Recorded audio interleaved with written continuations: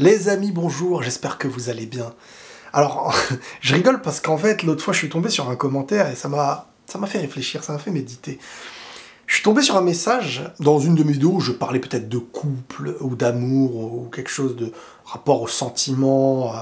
Et le commentaire venait d'un homme qui m'avait écrit « Bientôt, Riles, tu feras des vidéos sur le maquillage carrément ».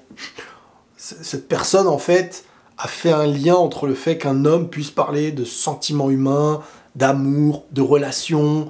Et donc il s'est dit, ce gars n'est tellement pas viril à ses yeux que limite, faudrait faire des vidéos sur le maquillage. Comme si parler d'amour, de sentiments, de sensibilité, etc., c'était réservé aux femmes. Hein, et que l'homme, lui, c'était celui qui devait prendre celui qui devait porter un menhir, qui devait aller à la chasse, et qui ne se résume qu'à ça, en fait. Dieu, par erreur, aurait donné un cerveau à l'homme, un cœur, même si oui, l'homme a, pour moi en tout cas, un aspect physique en rapport à la force plus élevé que la femme, ce qui n'empêche que Dieu a donné un cerveau à l'homme aussi. Hein. Certains l'oublient parfois, malheureusement, et ça les rend presque stupides. C'est pas inné à l'homme d'être stupide, parce que là, je serais insultant en disant ça, mais beaucoup d'hommes se dirigent vers la stupidité volontairement, en fait. Parce que ils oublient, tout simplement.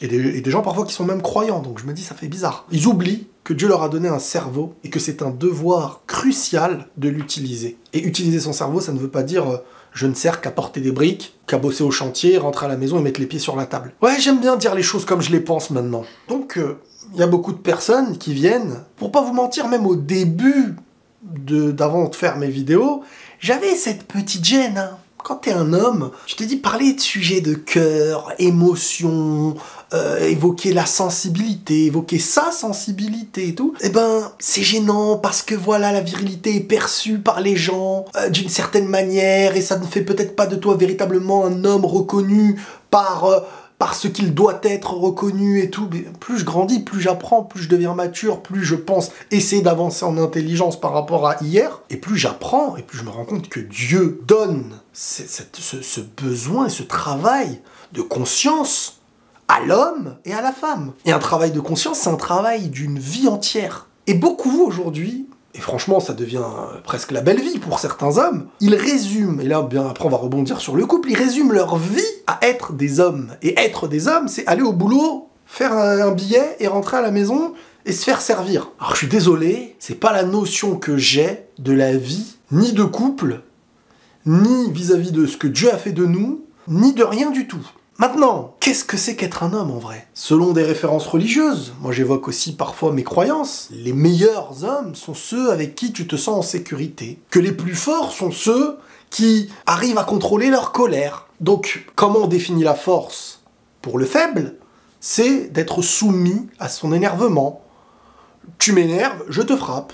Et qu'est-ce qui est vraiment la force de l'homme, à travers Dieu et notre conscience de lui? C'est celui qui sait être doux avec les siens. Celui qui sait apporter de la confiance. Celui avec qui tu te sens en sécurité. D'une certaine manière, c'est comme dans tout dans la vie, c'est d'avoir le bon équilibre et d'utiliser les choses là où elles sont demandées. La force d'un homme, elle sera demandée à certains moments dans la vie. Peut-être qu'elle sera demandée à un moment dans ta vie. Là, il va falloir être un homme, comme on le dit si bien. Et à d'autres moments, il va falloir prendre sur toi. Parce qu'il est facile de lever les bras sur plus faible, physiquement, et c'est tellement difficile de savoir utiliser le cerveau quand tu peux facilement détruire par les mains. Parce que détruire, c'est facile, construire, ça demande du temps. Et pour moi, un homme, c'est quelqu'un qui construit, et de tout ce que Dieu lui a donné, de ses membres, de son cerveau, et c'est celui qui avance le plus loin possible. Quand je réfléchis, quand je vois certains parler, etc., ça influence beaucoup les plus jeunes aussi, hein, malheureusement. Être un homme, c'est facile, hein. En fait, pour certains, la notion d'être un homme, c'est d'être stupide et d'être facilité aux bêtises. Je prends l'exemple de certaines familles, malheureusement, où l'homme, on se pose même pas la question de d'où il est, à quelle heure, il est 2 heures du mat, toi, c'est un homme. Par contre, la femme, elle n'a pas le droit à la moindre faille. Donc, qu'est-ce qu'on est en train de dire, là? Que l'homme qui sort a le droit de faire ses conneries, peut-être avec d'autres femmes, mais que la femme, elle, vu que c'est la nôtre, elle doit avoir une bonne image. Oui, c'est bien pour une femme de faire attention, de bien l'éduquer, mais un homme doit être bien éduqué. Quand on apprend à un enfant garçon qu'il a plus le droit de faire des bêtises et que ces bêtises sont moins graves que celles de sa sœur, je ne sais pas en quoi on croit, déjà, premièrement, et je ne sais pas ce qu'on vise, deuxièmement. Après, voilà, malheureusement, là, je le dis parce que y a certains, chacun fait ce qu'il veut. Mais on détruit la conscience et le mental de cet enfant, qui deviendra malheureusement un garçon qui aura une vision déjà de la femme, à en oublier que c'est une créature de Dieu. Hein. Parfois, tu te dis, bon, bah finissez avec des mecs, en vrai, c'est mieux, parce que vous voulez des femmes, mais vous savez même pas comment avoir un rapport humain avec une femme. On perçoit beaucoup la femme par ses défauts, et on pardonne beaucoup les hommes pour leurs défauts. Ça, c'est un problème aussi. Moi, je sais pas, je me dis, il faut être juste devant Dieu. Dieu, y a pas de... on joue pas avec Dieu.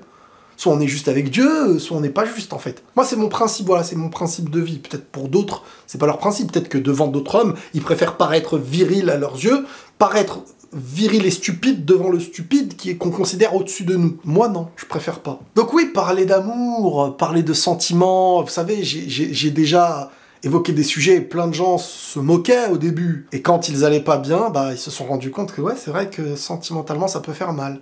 Que faire les mauvais choix, on peut se retrouver dans des situations où certains même pensent même à avoir des idées noires, quoi. Et de l'autre côté, t'as des adultes, des enfants, etc. Donc il faut pas sous-estimer des sujets aussi importants. Un homme, ça pleure. Hein. Un homme, ça peut être amoureux. Hein. Un homme, c'est pareil. Il faut arrêter maintenant ce sujet-là de l'homme viril, c'est celui qui sait lever les épaules et qui sait juste porter des haltères. Et pas ça, être un homme, c'est savoir être cette sécurité quotidienne, mais émotionnelle aussi. Quotidienne, c'est pas une sécurité. Enfin, je veux dire, sinon les gens ils payent un vigile. Hein. Sinon les gens ils se payent une sécurité. Il y a des personnes qui pensent, et ça c'est grave parce que il y a des personnes qui subissent en face.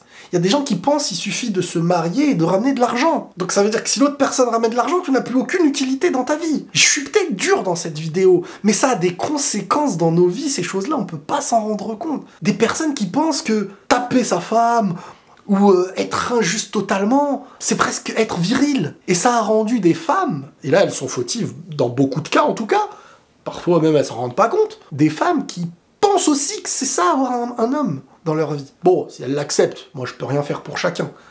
Mais à un moment donné, les gars, faut se réveiller. Si tu n'es même pas la sécurité de ceux qui t'entourent, et je parle de la sécurité dans le fait d'être humainement une sécurité, quelqu'un qu'on a envie d'avoir à côté de nous, ne serait-ce que ça. Et pas quelqu'un qu'on fuit, et pas quelqu'un dont on a peur à chaque instant, pas quelqu'un qui ne sait pas se contrôler à la moindre contrariété, pas quelqu'un qui ne prend pas sur lui, pas quelqu'un qui laisse les tâches à sa femme toute sa vie et qui met les pieds sur la table, pas... Ça, je sais pas de quelle inspiration ça vient. Je sais pas de quelle croyance ça vient. Parce que je sais pas c'est écrit où, ces trucs-là. Mais il faut se réveiller. Moi, ça me désole.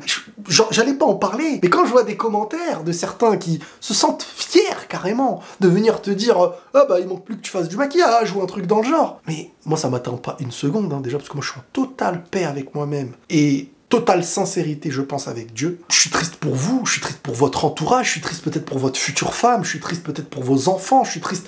Ouais, sincèrement, il faut se réveiller. Et ça, pour moi, c'est inculqué depuis trop tôt, depuis le début. Dieu nous a donné un cerveau. Et on ne l'utilise pas, ne serait-ce que pour des choses malicieuses. On pense qu'un homme, c'est que des bras et des épaules. Qu'il a le droit d'être stupide et qu'il a le droit de pécher à gauche à droite.